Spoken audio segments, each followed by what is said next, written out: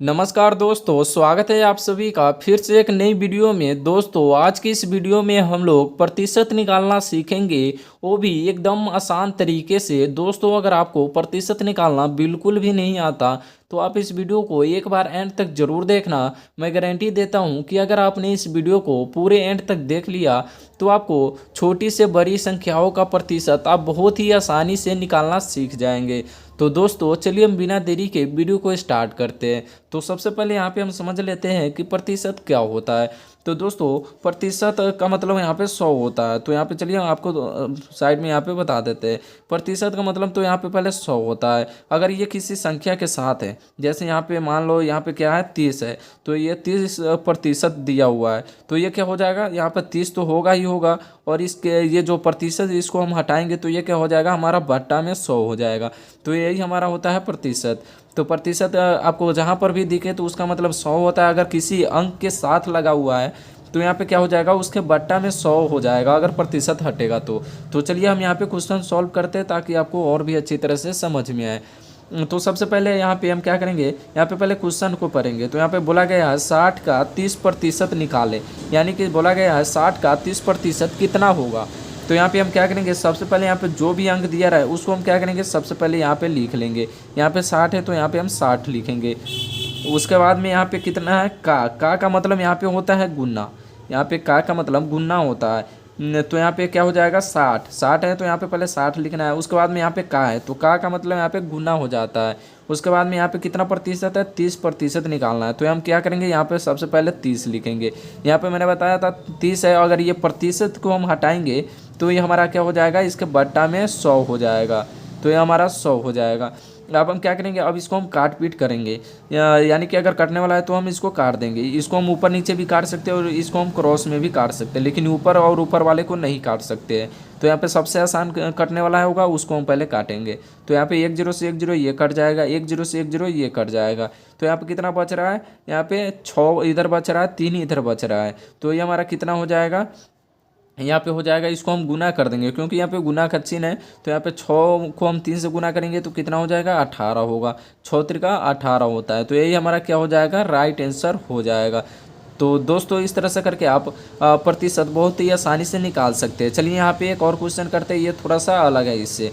है तो सेम ही, लेकिन यहाँ पे थोड़ा सा इसमें नीचे भी कुछ बचेगा।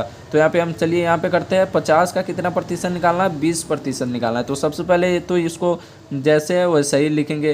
यहाँ पे 50 है तो पहले 50 ही लिखेंगे। उसके बाद में का है तो का मतलब यहाँ पे गुना हो जाता है। यहाँ पे क्या हो जाता है, गुना हो जाता है। कितना निकालना है, 20% निकालना है। तो यहाँ पे सबसे पहले 20 लिखेंगे।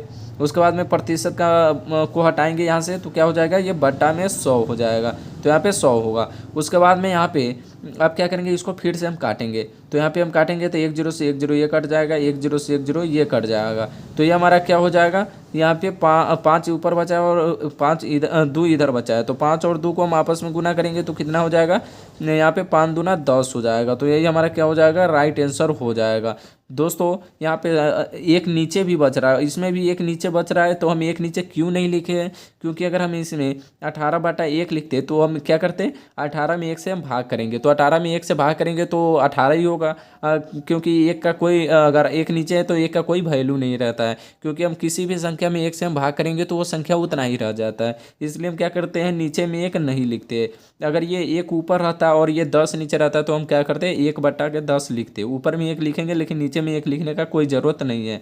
तो यहाँ पे इस तरह से आप सॉल्व कर सकते हैं। और यहाँ पे आप 3 अंकों का भी बहुत ही आसानी से निकाल सकते हैं। तो यहाँ पे कैसे निकालेंगे, सबसे पहले तो इतना तक आपको देखना है जैसे हमने इसको बनाया था। तो यहाँ पे सबसे पहले क्या करेंगे, यहाँ पर भी दिया है 100 का 30% का 10% निकालें। तो यहाँ पे पहले तो 100 लिखेंगे। तो यहाँ पे पहले 100 हो जाएगा। उसके बाद में यहाँ पे कितना है, 30 है। तो यहाँ पे क्या करेंगे, गुने, यहाँ पे पहले 30 लिखेंगे और प्रतिशत को हटाएंगे तो कितना हो जाएगा, यहाँ पे 100 हो जाएगा। उसके बाद में यहाँ पे कितना है, 10 है। तो यहाँ पे हम गुने में क्या करेंगे, 10 लिखेंगे। उसके बाद में ये प्रतिशत को भी हटाएंगे तो क्या हो जाएगा, 100 हो जाएगा। उसके बाद में अब हम क्या करेंगे, इसको हम काटेंगे। तो काटेंगे तो पहले यहाँ पे 10 से 10 ये कट जाएगा, एक जीरो से एक जीरो ये कट जाएगा और ये 2 जीरो से ये 2 जीरो कट जाएगा। अब यहाँ पे कितना बच रहा है, नीचे में तो एक ही बच रहा है, ऊपर में एक इधर है, ये 3 इधर है और एक इधर है। तो एक में हम 3 से गुना करेंगे तो ये 3 ही होगा, और 3 में 1 से गुना करेंगे तब भी 3 ही होगा। और नीचे में एक है तो हम एक में 1 से गुना करेंगे तो 1 ही होगा, और 3 में हम भाग करेंगे तो यहाँ पे कितना बच रहा है, यहाँ पे 3 बच रहा है और नीचे में एक है। तो यहाँ पर चलिए हम यहाँ पे एक लिख कर बता देते हैं। जैसे हम 3 में 1 से हम भाग करेंगे तो कितना होगा, 3 ही होगा। तो इसलिए हम क्या करते हैं, नीचे 1 नहीं लिखते हैं, यहाँ पे डायरेक्ट आप 3 लिख सकते हैं। तो यही हमारा क्या हो जाएगा, राइट आंसर हो जाएगा। तो दोस्तों अगर आपको वीडियो थोड़ा भी अच्छा लगा तो वीडियो को लाइक और चैनल को सब्सक्राइब जरूर कीजिएगा। चलिए मिलते हैं नेक्स्ट वीडियो में।